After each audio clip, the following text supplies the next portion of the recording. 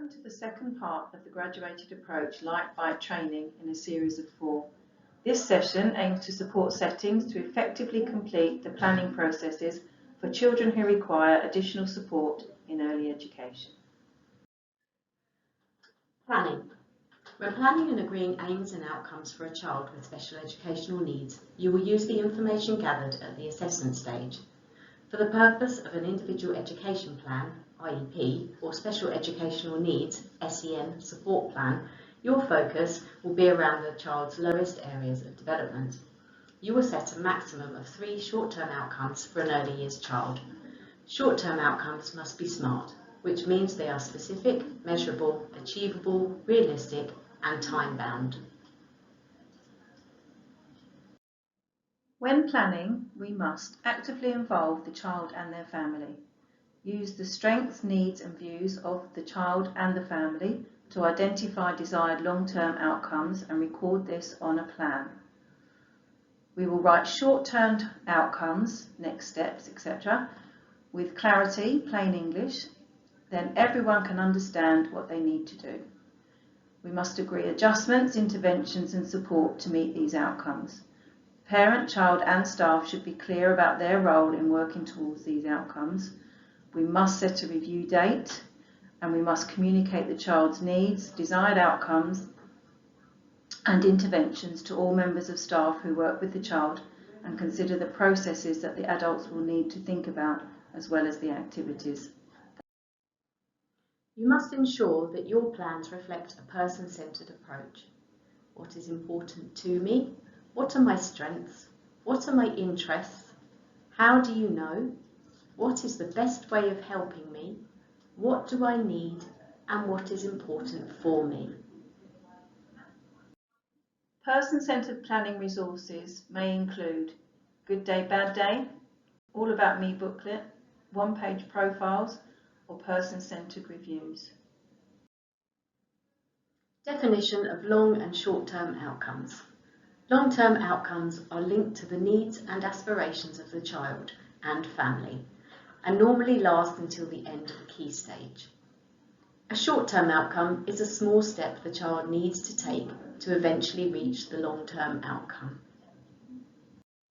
Here are some examples of some long-term outcomes. We'll develop attention and listening skills. We'll develop expressive language. We'll be able to develop peer relationships. We'll develop gross motor skills. What makes a short-term outcome SMART? They should be specific.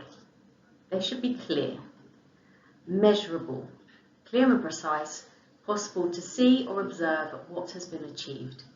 Achievable, small steps possible for the child to meet the outcomes in the time allowed. Realistic, not too many. You can't tackle everything at once. Time related, set a review date. Time is needed to consolidate. When writing short-term outcomes, it helps to use the words I will at the beginning of each outcome. Here are some examples of SMART short-term outcomes which are linked to the long-term outcomes from the previous slide. I will sit with Mrs. Brown at bucket time for up to 2 minutes once per session. I will indicate a choice by eye or finger pointing when offered 2 objects by an adult at snack time every day.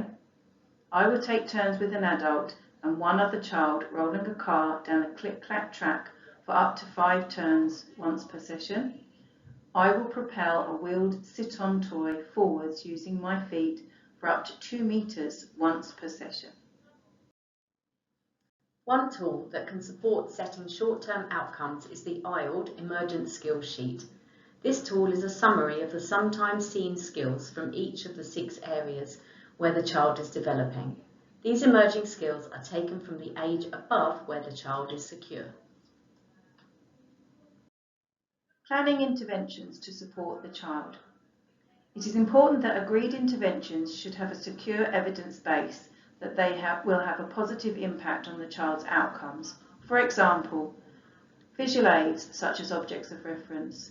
Now and next, keeping language clear and simple. Modelling, using commentary rather than questioning. Attention bucket time, small group activities. This slide is an example of an SEN support plan with examples in each section in red.